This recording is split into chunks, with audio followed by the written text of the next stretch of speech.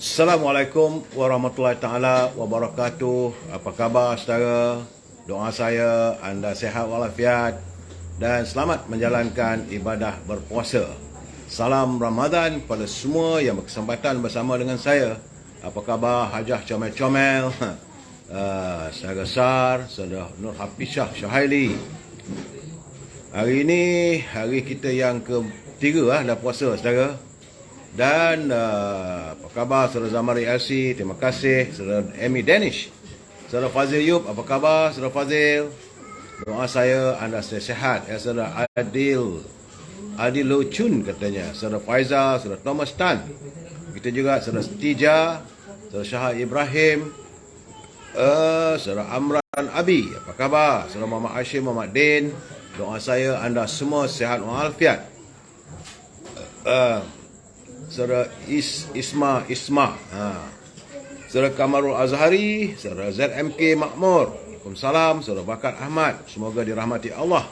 Saudara Ifan, saudara Pak Chu dari Langkap Perak, saudara Indah Sriwijaya, salam Ramadan. Puan Robiah Osman, saudara Izzuddin, saudara Sanusi Yusof, begitu juga Puan Siti Saripah, Saudara Syarani Salma Zian Yan, apa khabar? Puan Norma Abdullah, Waalaikumsalam. Saudara Muhammad Kapli, saudara Raja Kamal, Raja Bazian, apa khabarku? Doa saya anda sihat walafiat. Jangan lupa like, share dan subscribe. Itu saja yang saya minta daripada anda. Ya, saudara Muhammad Hashim, saudara Allah Hamid dari Kuantan Pahang, saudara Halimatun Said dari Ipoh, Puan Saadiah Jelani, saudara Mun Syahrim, begitu juga saudara Mazuki Saad, saudara Jaka Linglung dari Pulau Pinang, saudara Abu Nems, salam perpaduan, saudara Jalal Ali, saudara Muhammad Hashim Muhammad Din, saudara Joka, itu juga dengan Jaafar, saudara Isma, saudara Abdul Ghani Husin, saudara Muha Raisyah, saudara Puan Asma Ahmad, salam pencerahan, saudara Zamri Abdullah, itu juga saudara Nur Azman, saudara sahabat Daun Duri katanya. Brother, saudara Rusni Kuringot dari Sarawak, saudara Muhammad Rahim, saudara brother Nasi Lemak, Cik Nordin, nak join tak boleh, saya tak gerti, saudara Nolia, bro Nasi Lemak, saudara Ambara, itu juga saudara Jori Ahmad dari Kedah, saudara Samsul Anwar dari Salam Madani katanya, saudara Fitri Zainal, saudara Kamaluddin dan teman-teman yang tak sempat saya santuni, saya mohon maaf saudara. Hari ini dalam keadaan hari-hari yang sebegini ya, Puan Rubidin dan pasangannya, saya sentiasa mendoakan agar anda sentiasa sihat walafiat. Hari ini saudara, hari Sabtu ya, tanggal 25 Mac yang merupakan hari yang ke 1100 hari. Dah 1100 hari. 1100 hari 1001. Virus corona menyapa bumi kita ini ya, saudara Potih Zul Osman, saudara Nazi Tengka, saudara Taram Shah Saleh, apa khabar sahabat-sahabat di Muar? Dan saya masih lagi belum mendapat laporan kerana Kementerian Kesihatan cuma memberi laporan seminggu sekali. Itu saja. Sebab minggu lalu sejumlah 1848 warga kita yang dijengah oleh virus corona. Tapi minggu ni tak tahulah, mudah-mudahan saudara adalah berkurangan. Saudara, usai saya memberi pencerahan tentang COVID-19 ini, saudara, doa dan harapan kita, kita masuk segmen e-commerce. Jangan lupa saudara, kalau anda mempunyai produk yang mahu saya mewawarkan produk anda, hubungi Al-Azhar di talian 011-330-41241. Al-Azhar memasarkan stanggi bakur dan minyak wangi daripada tanah Arab. Wangi saudara, dia dihasilkan berasaskan kepada pati kayu gaharu saudara. Andainya anda tak dapat berhubung Al-Azhar, boleh hubung Siti Farihah. Siti Farihah di talian 017-711-4300. Saudara Ramli, saudara Pokmi. Dan jangan lupa bulan-bulan puasa ni, dekat-dekat nak raya ni, eloklah pesan awal-awal dendeng manis Siti Farihah. Kerana Siti Farihah juga sibuk menyiapkan simpulan kasih Cik Siti. Teman-teman di Lembah Kelang, kalau nak buah-buahan, boleh hubungi saudara Syauki di talian 012-357-5703. untuk mendapatkan buah-buahan di atas terus rumah anda, termasuklah buah tamar, saudara, yang baru-baru, yang fresh. Jangan lupa juga saudara, popiah sira Lady Maria, rangup, pedas dan manis. Hubungi saudara Nizam di talian 019 435 1203. Saudara Abdullah Majid, terima kasih. Saudara Muhammad Shanif, saudara Rosli Misha, Tok Putih. Jangan begitu saudara, bulan-bulan puasa tak payahlah kita nak kata dia melingkup tak melingkup ke saudara. Biarkanlah mereka saudara. Dan saudara boleh hubungi Nizam di talian 09 435 1203 untuk mendapatkan popiah sira Lady Maria. Sedap saudara. Akhir sekali, itu produk daripada Usima Wallet Harum Manis. Saudara, kalau Usima Wallet Harum Manis ni, dia juga mereka sedang mencari teman-teman untuk menjadi ejen di kawasan anda. Hubungi Alia di talian 019 834 0299. Antara produk yang dipasarkan oleh Usima Wallet Harum Manis ialah minuman botani yang diformulasikan daripada sarang burung walet dan buah mangga harum manis, saudara. Kebaikannya, ia mampu membantu meningkatkan sistem imunasi badan, membekalkan tenaga tambahan dan menganjal serta mencerahkan kulit, saudara. Itulah setakat ini seketika segmen e-commerce. Berniagalah saudara, bulan-bulan puasa ni nak raya, cari duit. Baik saudara, kita masuk segmen naluri kehidupan. Usai kita buat e-commerce, kita jangan lupa kehidupan kita. Ini saya lihat ini tulisan daripada sahabat saya, Saudara Nasaruddin Hasan At-Tantawi. Beliau merupakan penasihat pondok pengajian Turath Amanullah. Saya lihat tak kisahlah dia dapati mana pun saudara, kalau tulisan itu baik untuk perkongsian kita. Tuah katanya dengan cerita duit YNDB sekejap lagi saya akan cuba beri pencerahan saudara. Jadi tulisan saudara Nasaruddin Hasan At-Tantawi ini agak menarik saudara. Beliau merupakan penasihat pondok pengajian Turath Amanullah.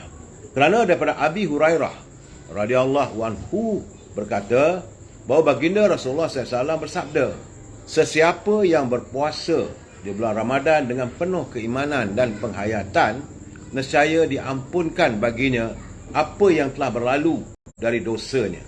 Ini adalah riwayat saudara Imam Al-Bukhari dan Muslim. Jadi berpuasa ini saudara adalah wajib. Ia suatu kefarduan yang telah dimuktamadkan ke atas setiap individu Muslim dan menjadi satu rukun dari rukun Islam yang 5 saudara. Imam Al-Hafiz Ibni Hajar Al-Asqalani dalam Fathul Bari menyebut, puasa dengan penuh keimanan itu bermaksud berpuasa dengan memperakui atau beriktikad akan hak-hak kefarduan puasa itu saudara. Artinya bukan berpuasa kerana adat atau kebiasaan saudara. Banyak orang kadang-kadang berpuasa kerana adat. Sebenarnya bukan. Ia atau mengikut orang. Ia juga kadang-kadang orang melakukannya kerana tidak ada arah. Sudah masuk Ramadan, maka terpaksa puasa. Itu bukan begitu saudara dia. Kerana Imam An-Nawawi menegaskan di dalam Al-Minhaj bahawa berpuasa dengan penuh penghayatan itu bermaksud puasa yang dilakukan semata-mata kerana mengharapkan redha Allah. Itu dia yang penting saudara. Dan menghadirkan iman dan penghayatan dalam ibadah puasa ini memerlukan ilmu dan kefahaman. Kita tidak boleh menyertai madrasah Ramadan tanpa mengetahui apakah sebenarnya arti Ramadan dalam kehidupan kita saudara. Bagaimana tata cara ibadah dalam kita berpuasa. Oleh itu saudara, jangan masuk Ramadan dengan kosong tanpa ilmu. Kalau boleh, galilah ilmu-ilmu tentang Ramadan ini saudara. Banyak ceritanya, banyak pengkisahan yang dituntut oleh Allah SWT kita berpuasa. Saudara, baik, saya juga ingin menjelaskan untuk kadar zakat fitrah. Tahun ini bagi negeri Perlis RM7, negeri Kedah RM6.50 ataupun RM7 ataupun RM14 ataupun RM21. Pilihlah mana satu. Sementara bagi mereka yang tinggal di Pulau Pinang, untuk kadar zakat fitrahnya sama ada RM7, RM13 ataupun RM20. Itu untuk warga di Pulau Pinang, cek. Bagi negeri Perak, Selangor, Wilayah Persekutuan, Melaka, Pahang dan Kelantan. Ini kadar fitrahnya kalau orang biasa RM7. Tapi kalau kita makan beras daripada basmati dan sebagainya, bolehlah kita memilih untuk membayar zakat fitrah dengan nilai RM14. Ataupun kalau lebih pendapatannya, RM21. Bagi Kelantan, RM7, RM14 ataupun RM21. Sementara Negeri Sembilan, RM7, RM10 ataupun RM21. Bagi Negeri Johor, RM7 dan RM13 saja. Sementara di Terengganu, RM8 orang biasa, RM10 kalau yang makan beras-beras yang harum manis dan beras-beras basmati dan sebagainya, ataupun RM24 yang berkemampuan. Sabah dan Sarawak, RM7 saja untuk zakat fitrah. Itu saya beri penjelasan kepada anda. Kalau anda nak pergi bayar zakat fitrah, itulah nilai kadarnya yang telah ditetapkan oleh Jabatan Agama Islam. Jadi saudara, kita masuk segmen Mutiara Kata. Ini kiriman teman saya, sahabat saya, Tan Sri Osusukam. Katanya, seandainya kita hidup di dunia ini tanpa sebarang musibah, nescaya kita akan kembali kepadanya di alam akhirat dalam keadaan serba muflis. Itu dia saudara. Kalau kita tidak mempunyai ujian dan sebagainya, balik nanti dalam keadaan muflis. Tapi kalau ada ujian, kita redha, kita sabar, saudara. InsyaAllah, syurga menanti kita, saudara. Terima kasih Tan Sri Osu atas kiriman kata-kata mutiara untuk kita saling ingat mengingati. Saya lain tak ada, saya tetap mengingatkan pimpinan negara agar janganlah berbelanja wang negara tanpa had, kerana kita bimbang seandainya wang negara dibelanjakan tanpa had, maka negara akan muflis, saudara. Hari ini, saudara, hari yang keempat, kita telah pun melaksanakan solat tarawih. Saya cuma buat 8 rakaat saja. Anda bagaimana? Ada orang buat 20. Jangan kita pertikaikan soal 8 rakaat ke 10 ke 20 ke terpulang pada niat hati kita. Yang penting, kerana solat tarawih ini cuma ada setahun sekali, sepada bulan Ramadan. Bila dah tak ada Ramadan, tak adalah solat tarawih ni, saudara. Jangan pula lah habis Ramadan nanti nak buat tarawih. Tak ada, saudara. Kita solat tarawih dan berakhir penutupnya dengan witir 3 rakaat, saudara. Baik, saudara. Hari ini juga masuk hari yang ketiga, kita sudah pun melaksanakan ibadah berpuasa. Nampak, saudara? Terlalu cepat masa berlalu, dah 3 hari.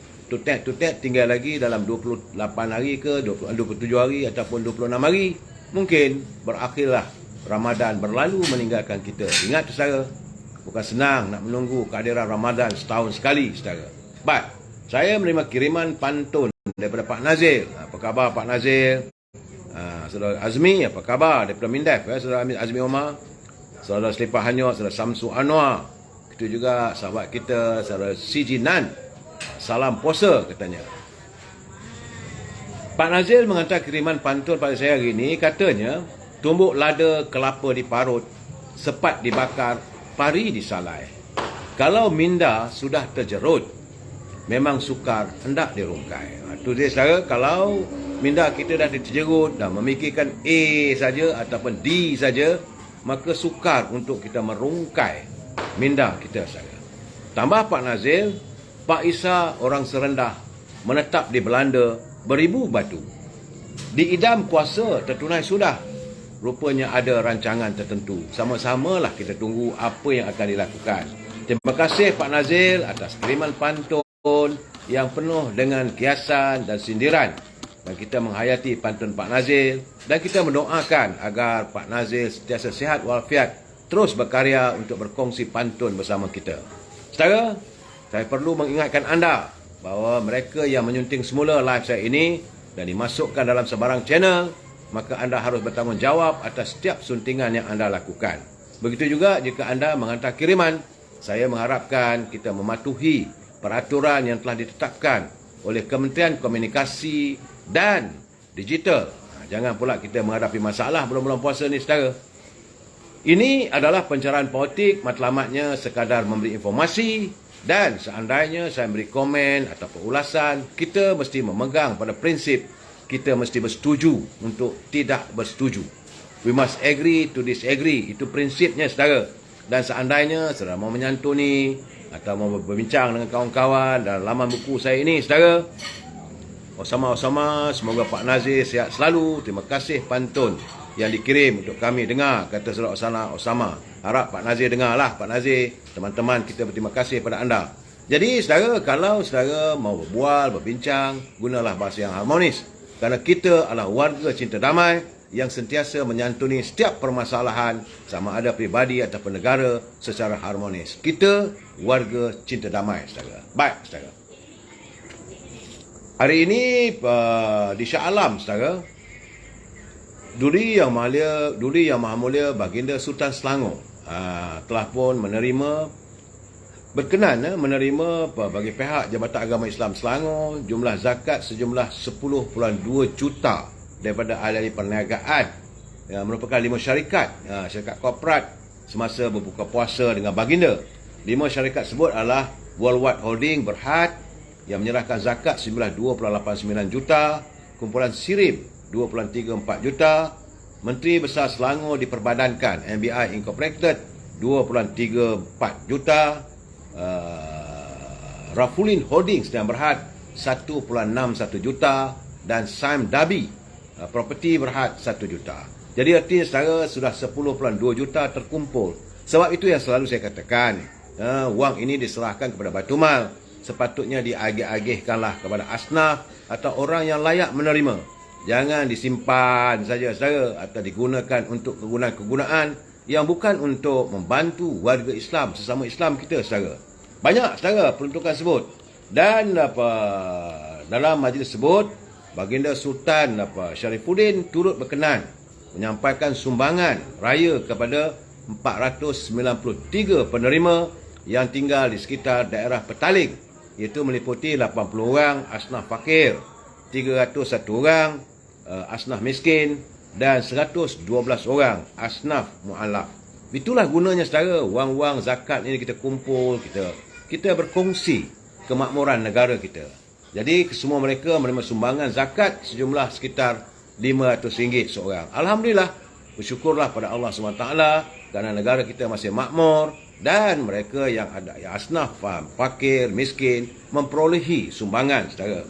Jumlah sumbangan adalah RM246,500 saudara. Sedara itu katanya Lembaga Zakat Selangor turut menyalurkan sumbangan berjumlah 2.414 juta kepada JAIS untuk disumbangkan sempena Iyah Ramadan di surau-surau negeri Selangor. Daripada jumlah berkenaan sebanyak 417 masjid menerima sumbangan sebanyak 2,000, manakala 1,580 masjid memperolehi sumbangan sejumlah 1,000. Ini adalah untuk menggerakkan aktiviti pengimarahan sepanjang Ramadan. Artinya saudara, semarak Ramadan ini di masjid-masjid masih lagi dapat kita santuni saudara. Alhamdulillah, bersyukur pada Allah SWT. Dan saudara Osman Hamid, saudara Nur Zaman, kita mendoakan agar Malaysia sentiasa sejahtera. Saudara Rashid Mustafa, begitu juga saudara Muhammad Harmi. Banyak masalah pula lain hari ini. Komen langsung, kejap ada, sekejap tak ada. Dah macam Cik Mo pula, saudara. Saya minta maaf lah kalau sekejap ada, sekejap tak ada. Itu bukan masalah yang saya lakukan, saudara. Kerana musim hujan ni, sekejap ada, sekejap tak ada, saudara. Satellite negara kita dah ada 5G katanya. Tapi tak nampak 5G pun, masih lagi seolah macam taraf 2G atau 3G, saudara. Baik, saudara. Saya beri laporan tentang banjir di Johor. Nampaknya satu lagi pusat PPS ditutup dan mangsa banjir berkurangan. Bagaimanapun, kesemua mangsa banjir di negeri Johor yang terkesan baru-baru ini, mereka bolehlah memohon bantuan daripada kumpulan wang amanah bencana negara yang diselaraskan melalui agensi pengurusan bencana negara, itu NADMA. Menurut Menteri Ehwal Sabah dan Sarawak dan tugas-tugas khas Datuk Armizan Muhammad Ali, ia membabitkan bantuan wang ihsan kematian, bantuan pembelian barangan keperluan dan bantuan baik pulih kecil untuk rumah. Jadi pemberian itu antara RM1,000 ke RM10,000. Kepada mangsa-mangsa di Johor khususnya, bolehlah berhubung dengan NADMA di kawasan anda untuk mendapatkan bantuan yang telah pun disediakan oleh kerajaan, saudara.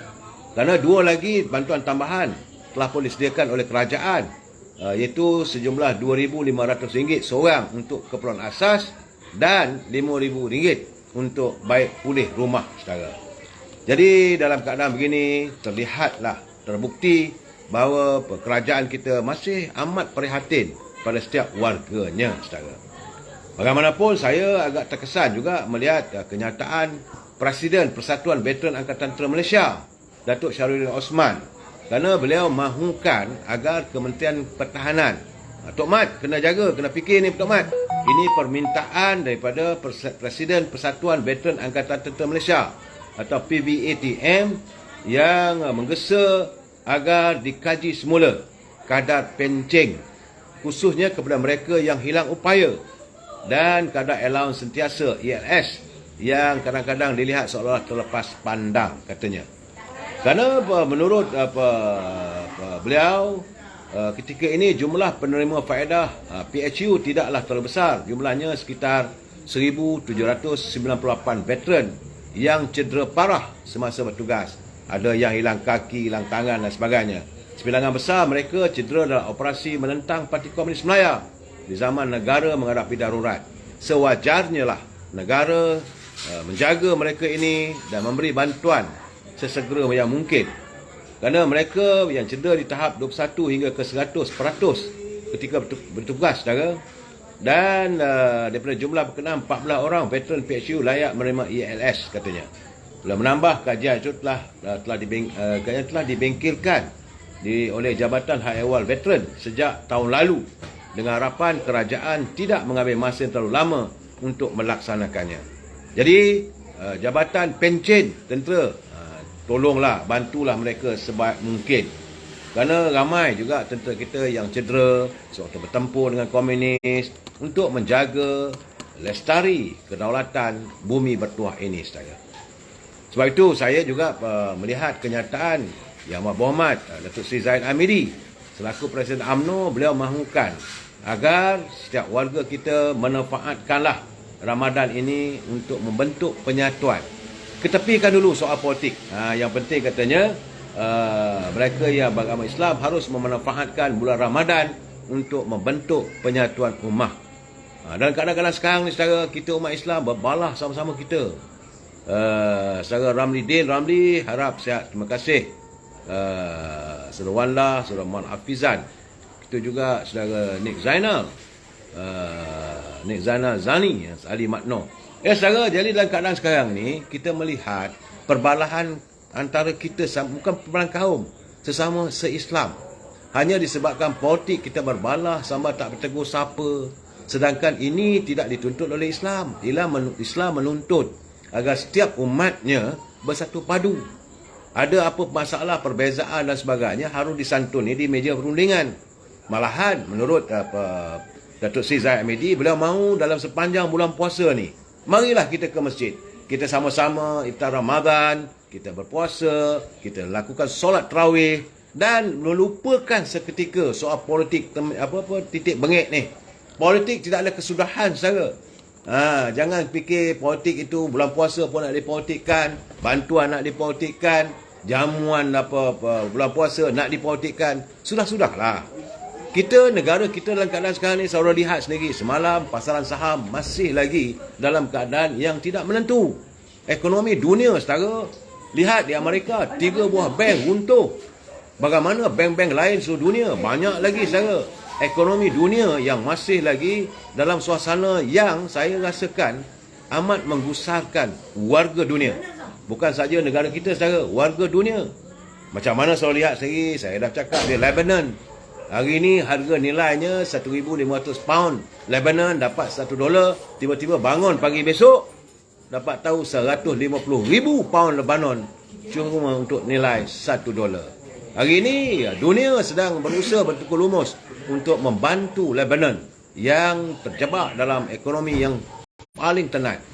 Saya dipahamkan Sri Lanka sudah pun mendapat bantuan sedikit, tapi masih belum mampu untuk keluar daripada tahap muflis di Sri Lanka dan Venezuela, saudara.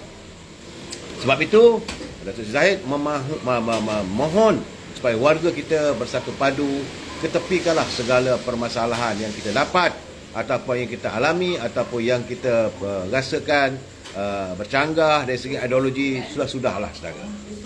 Dan hari ini saya mendapat berita. Ini pun Abang Mat. Saya pun tak tahulah nak kata macam mana Abang Mat. Kabarnya dulu tak ada masalah. Sekarang rupanya di Terengganu.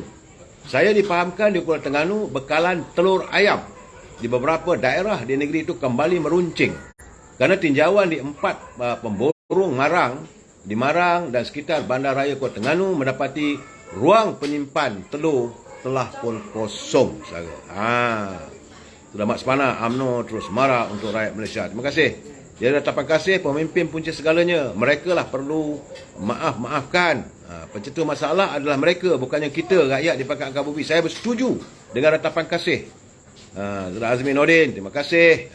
Katanya Datuk Zahid Hamidi terbaik, pemimpin dunia dan akhirat. Bising pula bila saya buat live ni ya. Itulah keadaannya, tuntang-tuntang. Nak buat macam mana saudara? Saya tak buat live saya di rumah, tapi saya hadir di tempat lain. Dan saya melihat menyentuh tentang bekalan telur di Terengganu. Kabarnya seorang penyelia syarikat pemborong telur ayam di cabang 3, itu Nur Syaizanil Adha Ramli. Ini laporan Metro saudara. Dia kata kali terakhir bila menerima bekalan telur ayam sejumlah 4,200 papan mengandungi 126,000 butir telur adalah pada Selasa lalu. Lepas tu tak ada bekalan lagi. Jadi sepatutnya pembekal menghantar 5,000 papan. Masih tak ada lagi. Artinya saudara, turut belum mengesahkan bekalan dihadkan hanya sebanyak 5,000 papan. Dan ini tidak termasuk telur putih dan juga telur yang dah kotor dan sebagainya. Dan saya merasakan Abang Mat, Menteri Pertanian dan jaminan makanan harus berusaha untuk bagaimana nak menyelesaikan masalah telur ni. Kita musim-musim perayaan, musim-musim bulan puasa ni nak buat kuih muih ni lagi lah. Semua kuih-kuih orang Melayu ni berasaskan telur. Kalau telur tak ada macam mana? Jangan sampai pula rakyat baling telur pula kita Abang Mat nanti.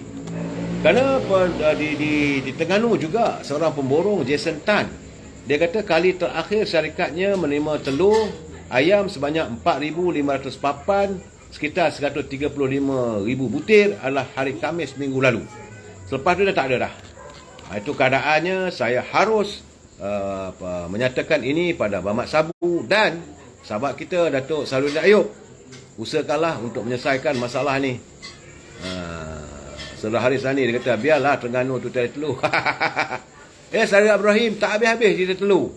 Saya tak tahu bilakah masalah telur ni nak selesai. Masalah telur ni akhirnya Wikasyong dengan Jakisan, nama Depak Jakisan pun berakhir dengan saman menyaman, report polis dan sebagainya. Kita hairanlah, takkanlah masalah telur pun tak boleh selesai. Itu keadaan saudara.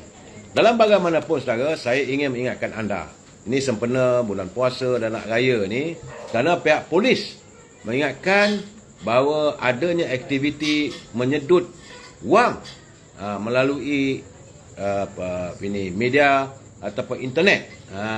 Dalam taktik kumpulan 7 lelaki yang menggunakan platform jual beli, mereka akhirnya menyedut wang pelanggan. Demikian menurut pihak polis, apabila mereka telah berjaya membongkar satu sindiket selepas beberapa orang ditahan dalam serbuan di 2 unit premis di Jalan Tun Razak semalam.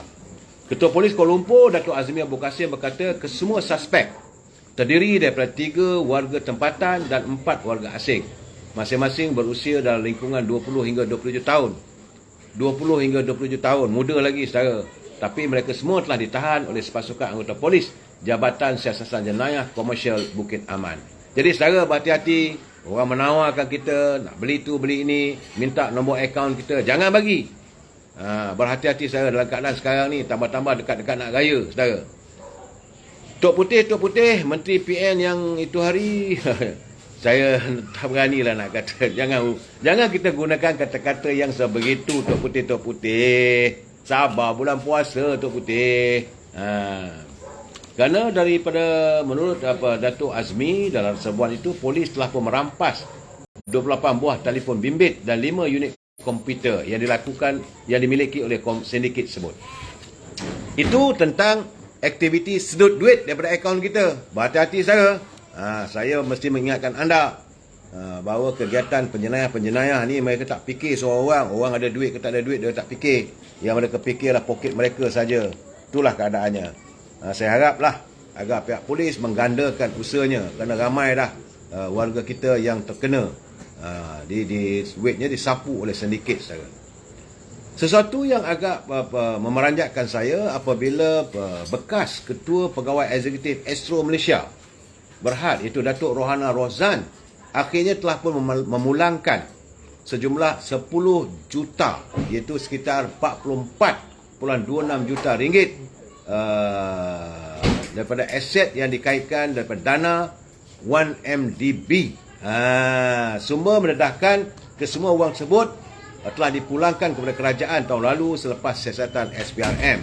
Menurut sumber, siasatan mendapati Rohana tidak mempunyai pengetahuan tentang sumber dan dana yang dikaitkan dengan penyelewengan dana 1MDB yang dihantar oleh bekas kekasih kongsinya, iaitu daripada Goldman Sachs, itu Tim Lesner.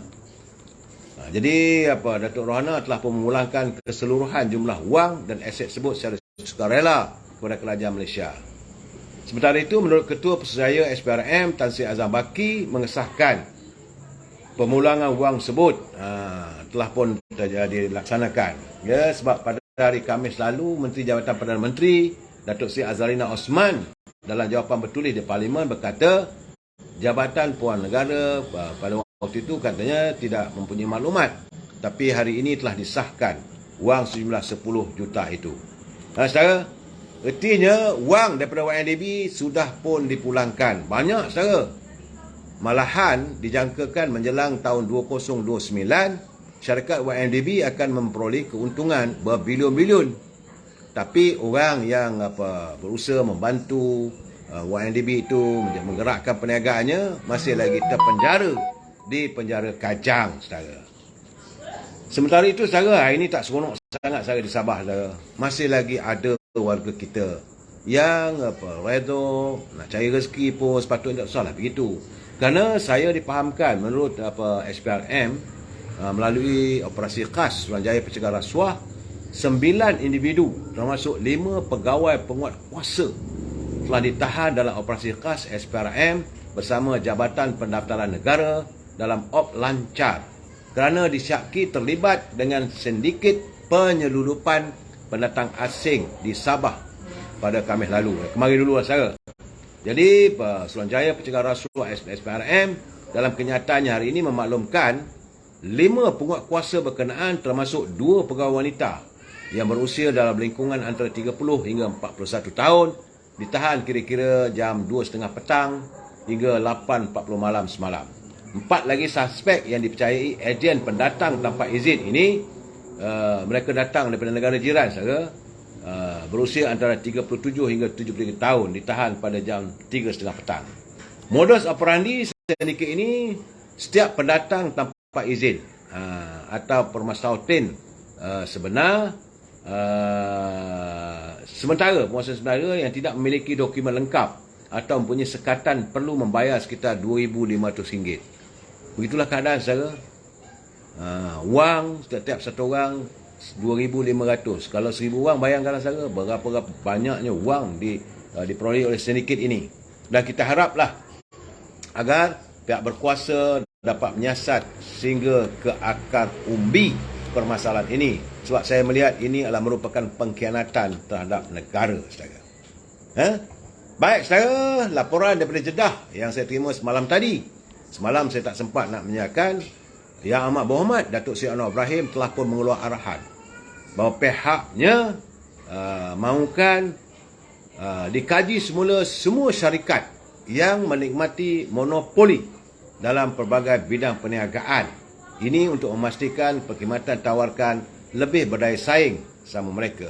Menurut Perdana Menteri, semua kementerian sudah diminta mengkaji syarikat yang monopolis dia ada di bidang-bidang kuasa mereka dalam menggalakkan pembangunan ekonomi yang telus serta persaingan yang adil.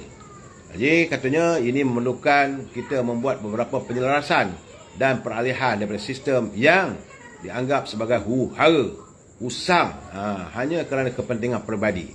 Jadi saudara, syarikat-syarikat yang monopoli, contohnya macam Plus yang jaga dia punya touch and go dan sebagainya, sedang dikaji bahawa tidak lagi satu orang atau satu syarikat saja yang boleh memonopolinya. Begitu juga macam mana apa yang berlaku di syarikat yang mengendalikan pemeriksaan kereta, kenderaan di Puspakom. Juga hari ini tidak lagi satu syarikat saja. Ia harus dikongsi. Begitulah saudara, kemakmuran negara ini perlu dikongsi. Sebab monopoli Puspakom hari ini JLC, Saham Dhabi, UNW bolehlah berpeluang untuk mengambil alih konsesi Puspakom. Kabarnya akan tamat pada 2024. Bila kita bercakap soal ini, saudara, saya teringatlah. Ini cerita bagaimana Allahyarham Tan Sri Anil Aruf. Jangan lupa, saudara, beliau merupakan bekas pengarah urusan tenaga nasional yang pada waktu diwujudkan IPP, beliau sebenarnya menentang habis-habisan agar wujudnya pembekal ataupun syarikat-syarikat yang menyediakan bekalan tenaga elektrik yang dijual kepada TNB. Sebab itu beliau mengatakan apa yang berlaku dia sebelum pihak kerajaan memutuskan, waktu itu zaman Dr. Mahathir, memutuskan supaya diwujudkan IPP, Independent Power Producer, ataupun syarikat-syarikat penjana kuasa elektrik ini. Satu negara bergelap, saudara, jangan lupa peristiwa itu. Jadi sebab itu Allahyarham Tan Sri Anil Aruf mengatakan national blackout itu adalah seperti yang dirancang, seolah dirancang untuk membolehkan bahawa beliau selaku pengurusi eksekutif tenaga nasional menyatakan bahawa blackout seluruh negara pada tahun 1992 adalah bertujuan untuk mewujudkan penjana tenaga bebas IPP. Dan akhirnya sampai sekarang tak selesai, sehinggalah bila diwujudkan syarikat YMDB yang mengambil alih beberapa syarikat IPP untuk mengurangkan. Saudara kena ingat, saudara, IPP ini mendapat keistimewaan. Mereka mendapat subsidi minyak. Nilainya daripada Petronas berbilion-bilion ringgit. Tuan punya syarikat IPP untung atas angin saja berbilion ringgit, saudara. Sebab itulah gamaknya apabila 1MDB mengambil alih syarikat IPP ini, maka Datuk Seri Najib diserang begitu hebat oleh kroni-kroni tertentu. Saya nak jelaskan lebih, saya tak mahu, saudara. Tapi kalau saya baca, saya berdasarkan laporan tahunan Petronas pada tahun 2008, IPP, Independent Power Producer, atau penjana bekal elektrik ini, mereka mempunyai subsidi gas, memperoleh subsidi gas berjumlah 8.1 bilion ringgit, saudara. TNB pula cuma mendapat 5.7 bilion saja. Itu keadaan, saudara. Jadi keadaan inilah kita lihat bagaimana mereka dapat subsidi tapi menjual tenaga itu kepada TNB dengan harga yang tinggi. Saya tak tahulah, saya dipahamkan setiap minggu kena bayar. Jadi tenaga nasional kutip wang daripada kita yang menggunakan bil elektrik, kadang-kadang bulan ni tak bayar, bulan depan bertangguh-tangguh. Tetapi semua pemilik IPP mereka dapat setiap awal minggu, katanya lah. Jadi begitulah apa yang dialami oleh tenaga nasional yang akhirnya terpaksalah mereka menaikkan tarif elektrik. Itu keadaannya. Saya haraplah dengan keadaan apa yang dilakukan oleh Datuk Seri Anwar Ibrahim supaya tidak mahu lagi ada monopoli, benda ini tentulah dapat pada kita, saudara. Begitu juga, saudara, saya melihat laporan bagaimana YMDB dikatakan menjana keuntungan sejumlah 41.6 bilion asetnya yang sudah pun dikembalikan. Bukan tak dapat. Ini kerajaan juga telah mengesahkan 41.6 bilion aset YMDB sudah dikembalikan.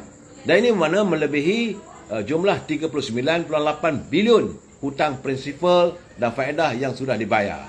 Jadi artinya satu sen pun wang rakyat tidak pernah digunakan untuk membayar hutang atau faedah 1MDB sebagaimana yang didakwa oleh mereka dulu. Saudara, tanpa mengambil kira sebarang kenaikan nilai harta tanah dan tanpa mengambil kira penjimatan dari penyelesaian IPP oleh IMDB yang berat sebelah bernilai 15 bilion, kerajaan bakal menerima lebihan sejumlah 51.5 bilion dari YMDB pada tahun 2039. Itu keadaan saudara, saya harus menjelaskan. Sebenarnya saudara, itu ekonomi kita, YMDB sebut sedikit. Tapi hari ini sepatutnya saya nak membicarakan tentang sejauh mana kemampuan timbalan-timbalan menteri. Performanya kita masih lagi dalam bedah kaji kedudukan menteri-menteri yang berada, timbalan menteri yang berada dalam Kementerian Perpaduan yang bermatlamat untuk menangani derisa rakyat. Saudara Mustafa Hamid, IPP bagi komisen pada siapa? Wallahualam siwat. Saya kata Saudara Ali Abdul Latif, kalau tak silap pada tahun 1994 seluruh negara bergelap. 1992 saudara, bukan 1994, 1992. Itulah keadaannya. Dan hari ini Datuk Seri Najib sepi sendirian dalam bulan puasa ni saudara. Baik saudara, sebenarnya warga Madani amat mengharapkan agar matlamat pimpinan negara untuk menjadikan negara ini sebagaimana di Madinah, rakyatnya bahagia, kemiskinan tidak ada, kemiskinan tekar tak ada. Malahan selalu kita dengar bahawa saat Khalifah Omar Abdul Aziz mentadbir Madinah, tak ada orang pun yang layak untuk mendapat zakat. Berarti tak ada orang miskin. Begitulah hasil daripada budaya Madani ini diterapkan di kalangan warga di Madinah. Itulah juga harapan kita, saudara. Sebab itu, kita harap agar Datuk Seri Anwar Ibrahim besok akan kembali ke tanah air. InsyaAllah adalah sesuatu pengumuman yang akan dibuat. Beliau telah pun bertemu dengan tokoh-tokoh perniagaan daripada Timur Tengah. Tapi yang tak seronoknya ada pula kiriman mengatakan bahawa putera mahkota Arab Saudi tak nak jumpa Datuk Seri Anwar Ibrahim. Saya kata kenapa kita wujudkan sesuatu begitu? Kita ada kementerian luar, tunggulah kenyataan daripada kementerian luar. Jangan buat fitnah bulan-bulan puasa ni, saudara. Saya tak nak buat fitnah dalam bulan puasa ni, tapi kita nak mengkaji tentang performance ataupun kemampuan timbalan-timbalan menteri yang dilantik oleh Datuk Seri Anwar Ibrahim untuk membantu menteri. Macam Datuk Seri Ahmad Maslan, beliau menjadi timbalan menteri keuangan. Alhamdulillah, jawapannya di parlimen juga tuntas, dan bersama dengan Tuan Steven Sim Chi Keong, dua orang timbalan menteri ini membantu Datuk Seri Anwar Ibrahim untuk menjana, menggerakkan ekonomi negara kita. Kemudian Datuk Hajah Robiah binti Awang, beliau membantu Datuk Seri Zahid Hamidi selaku timbalan menteri Kemajuan Desa dan Wilayah. Alhamdulillah, tak ada masalah. Datuk Haji Kasbi Haji Abdullah pula membantu selaku timbalan menteri Pengangkutan. Juga saya dengar kenyataan-kenyataan beliau di parlimen ada kematangan, saudara. Datuk Hajah Hanifah Hajar Taib selaku timbalan menteri Ekonomi. Yang ini yang kita katakan masih lagi tergapai-gapai. Belum lagi ada satu kenyataan yang tuntas dalam aspek ekonomi. Begitu juga kenyataan bagaimana Yang Berhormat Chan Pu Hing, beliau selaku timbalan menteri Pertanian dan Keterjaminan Makanan. Ini juga kita rasa masih lagi Saudara Chan Pu Hing, apakah beliau tidak mampu untuk membantu Abang Ahmad Sabu kita untuk menggerakkan aktiviti bagaimana nak mencari supaya bekalan telur dan juga bekalan makanan. Saudara, sebab kementerian itu Kementerian Pertanian dan Keterjaminan Makanan. Ini yang kita risau kalau makanan tak cukup. Ini nak raya ni. Bagi saudara Akmal Nasrullah Mak Nasir selaku timbalan menteri Pembangunan Kerajaan Tempatan, saya lihat bahawa beliau berani membuat pengumuman demi pengumuman bagaimana persoalan lebih kurang 114 projek-projek perumahan yang tergendala yang perlu diselamatkan. Jadi sebagai timbalan menteri, beliau akan bersama-sama dengan Ngakomeng untuk berusaha menyelesaikan masalah. Katanya sekitar dalam 154,000 pembeli rumah gagal untuk mendapat rumah yang sepatutnya disiapkan apabila projek-projek perumahan itu tergendala. Saya nampak saudara Akmal Nasrullah ada performanya. Begitu juga dengan Yang Berhormat Adli Zahari selaku timbalan menteri Pertahanan. Nampaknya beliau menyantuni masalah pencen-pencen warga tentera. Saya rasa mungkin Yang Berhormat Datuk Mak Hassan meletakkan saudara Azli Zahari ini untuk menjaga kebajikan warga tentera dan mereka yang telah pun pencen. Bagi saudara Abdul Rahman Haji Muhammad selaku Timbalan Menteri Kerja Raya, memang saya bersepati dengan beliau sebab ni menterinya kadang-kadang hilang daripada radar. Jadi nampaknya dia seorang kadang-kadang memikul. Bagaimanapun, beliau harus berusaha untuk memastikan jalan-jalan raya yang rosak dan sebagainya. Sebab semalam adalah menterinya mungkin dah pulih daripada kabarnya tak bersihat.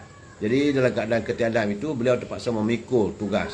Kepada Datuk Seri Abdul Rahman Haji Muhammad selaku Timbalan Menteri Kerja Raya, kita ucapkan tahniah kerana dapat melaksanakan tugas dengan baik. Begitu juga dengan saudara Samsul Anwar Nasarah. Ini daripada menteri, dia sanggup menjadi Timbalan Menteri Dalam Negeri bersama-sama dengan Datuk Seri Saifuddin Nasution menggembeling tenaga untuk memastikan kedaulatan, keselamatan, ketenteraman negara kita terjamin. Alhamdulillah, tak ada masalah saya lihat kementerian tersebut. Bagi Haji Muhammad Yusof Abdal, ini Timbalan Menteri Pendidikan Tinggi. Ini masih lagi belum. Saya belum mendengar sesuatu kenyataan yang tuntas. Begitu juga dengan Liu Chintong. Liu Chintong ni dulu beliau ada pernah menjadi Timbalan Menteri Pertahanan. Hari ini beliau adalah Timbalan Menteri Perdagangan Antarabangsa dan Industri yang sepatutnya membantu Tengku Zafrul menjana ekonomi pelabur-pelabur dari luar. Tapi masih lagi belum nampak. Jadi kita jangan salahkan Tengku Zafrul saja. Timbalannya Liu Chintong. Liu Chintong daripada parti DAP. Beliau dulu pernah menjadi Timbalan Menteri Pertahanan. Masih lagi saya nampak kementerian ini terkiar-kiar. MITI masih belum ada sesuatu yang tuntas. Ini yang kita harapkan supaya segeralah digerakkan kementerian tersebut supaya dapatlah menyediakan peluang-peluang pekerjaan saudara. Saudara Fairuz Kamarudin, bila SBRM nak ambil tindakan ke atas Ismail Sabri? Apa pula tu? Ada mesej dia ajak main-main peranan. Saya tak tahu secara Fairuz yang itu. Saya hanya boleh melapaskan, menjelaskan apabila tindakan diambil, baru saya boleh beri penjelasan secara. Lebih daripada itu, saya tak boleh mendahului Suruhanjaya Pencegahan Rasuah atau pihak penguasa. Memang saya dapatan saya banyak, ramai lagi yang sedang disiasat. Tapi siasatan itu masih belum tuntas. Itu yang dapatan saya. Siasatan masih berjalan. Yang kita lihat masih lagi berkelibut tentang ini dana wibawa saya saudara. Timbalan Menteri yang ke-15 14 atau Joseph Kuruk sebagai Timbalan Menteri Sains, Teknologi dan Inovasi, juga dalam keadaan yang sepi. Yang Muhammad Puan Aiman Atirah, Timbalan Menteri Pembangunan Wanita bersama dengan Hajah Nancy Syukri. Saya nampak kementerian ini alhamdulillah bergerak untuk menyantuni warga kita yang di luar bandar, yang miskin dan sebagainya. Senator Hajah Fauziah Saleh selaku Timbalan Menteri Perdagangan Dalam Negeri dan Kos Sara Hidup, saya mintalah bantulah saudara Salahuddin Ayub yang saya rasa masih lagi mencari rentak, dan hari ini barang-barang keperluan masih lagi tidak nampak tanda-tanda pengurangan. Malahan apa yang berlaku di Terengganu, Datuk Fauziah kena lihat bagaimana bekalan telur tak ada. Saya khawatir nanti kalau tak ada bekalan bahan makanan, itu keadaannya.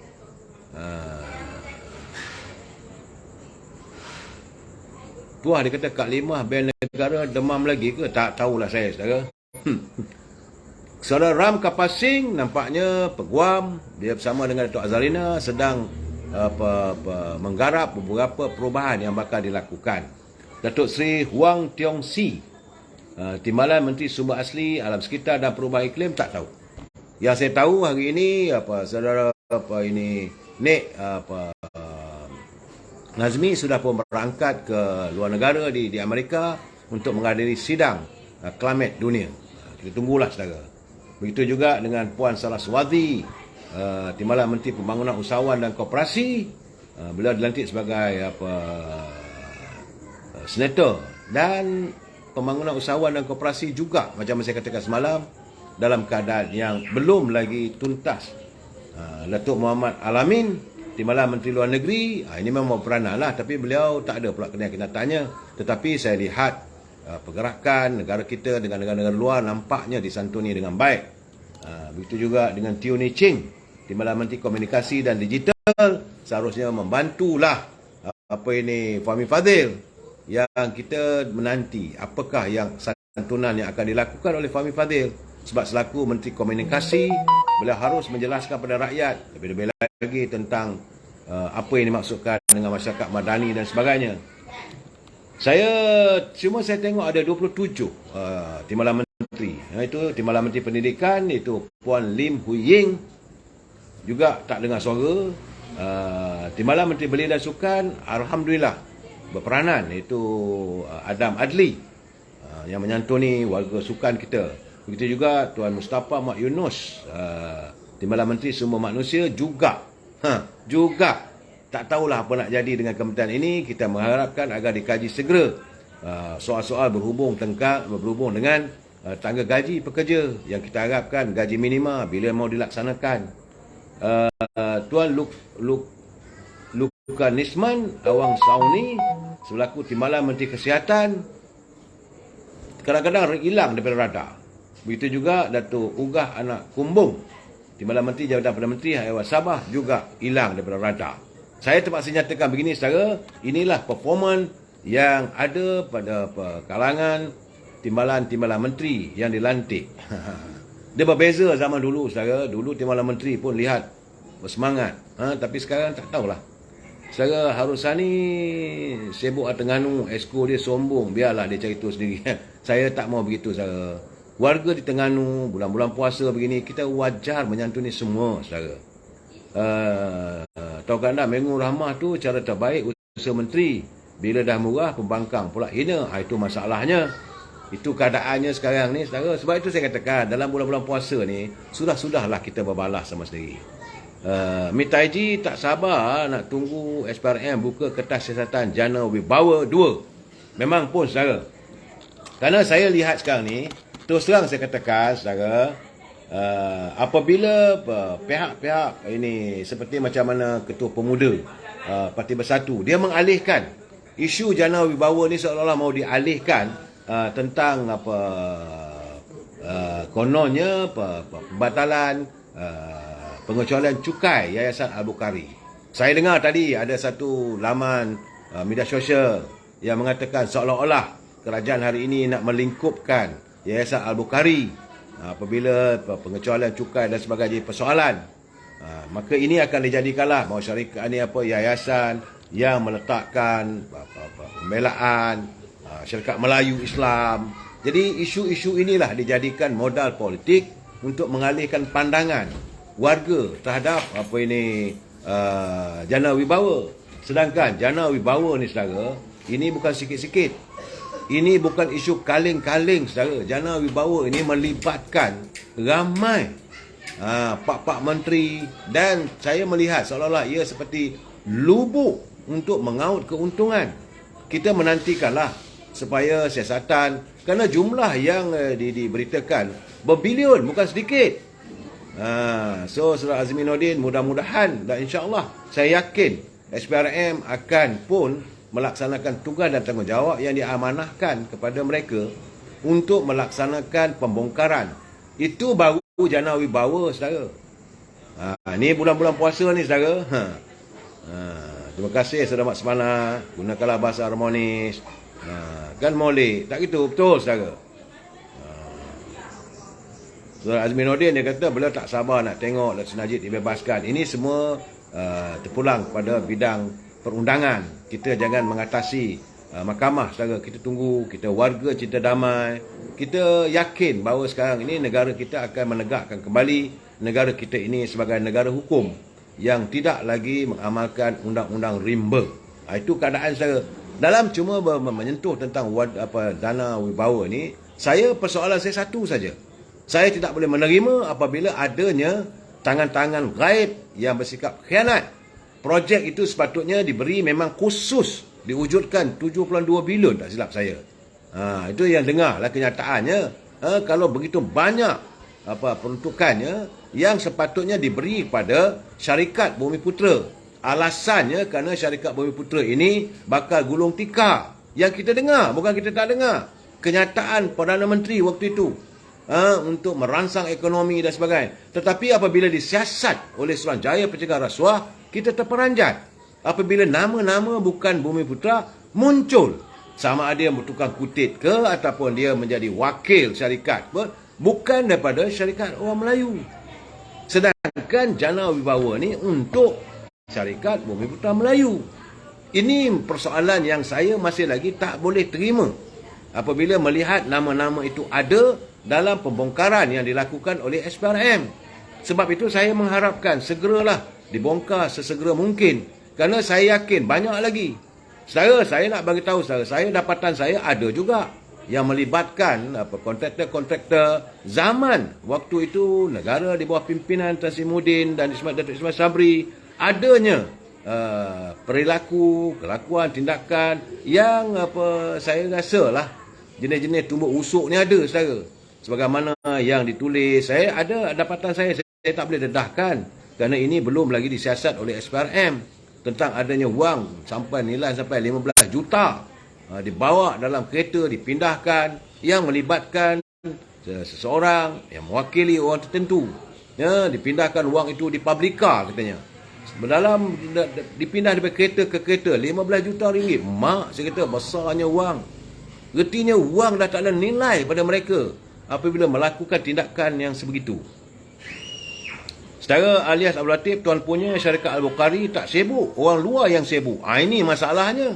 Saya lihat Tan Sri Syed Mukhtar dia diam aja. Jadi sekarang ni dijadikan isu untuk mengalihkan. Saya yakin ini tujuannya tak lain adalah untuk mengalihkan persoalan Jana Wibawa dan juga pembongkaran demi pembongkaran. Ada lagi saudara, kita tak tengok lagi bagaimana kedudukan Bistarinet. Jangan lupa bagaimana dengan pembelian vaksin. Saya masih lagi menunggu Dr. Zaliha untuk membentangkan di Parlimen kertas putihnya, iaitu tentang pembelian vaksin. Bukan nilainya sikit saja. Bila saya nampaklah jumlah wang negara yang digunakan untuk pembelian vaksin berbilion-bilion. Bukan sikit. Kita ni rakyat tengok saja. Dengar saja. Itu keadaannya. Saudara Mak Sepana, doakan yang baik. Jangan izinkan Maha Esa dengan Maha Esa moga ada sinar ya. Saudara Firdaus, peruntukan 14 bilion setahun untuk Perdana Menteri adakah benar? Yang ini saya tak dengar cerita saudara. Saya tak dapat tahu bukan peruntukan sebanyak 14 bilion untuk Perdana Menteri, tidak. Saya tak silap saya pun adalah peruntukan Jabatan Perdana Menteri, tapi takkanlah sampai 14 bilion.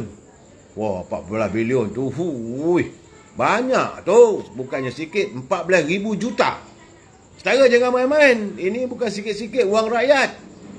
Saudara kena ingat, di negara kita yang mengamalkan demokrasi, raja berperlembagaan, wang negara nak dipakai 10 sen pun mesti dapat kelulusan di Parlimen. Sebab itu saya menanti Dr. Zaliha segera membentangkan kertas putih di Parlimen berhubung pembelian vaksin.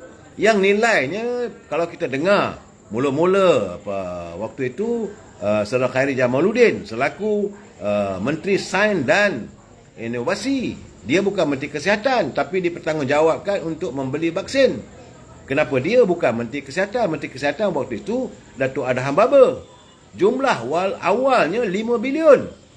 Dan hari ini saudara sudah pun terdengar banyaknya vaksin-vaksin yang tidak lagi boleh diguna pakai. Luput tarikh, luput cara. Saya dah bercakap. Jangan kata saya tak cakap. Saya dah bagi tahu menurut kenyataan pembekal-pembekal vaksin ini, setiap vaksin ini perlu disimpan di bawah tempat yang mempunyai kesejukan lebih 70 darjah Celsius di bawah tahap beku.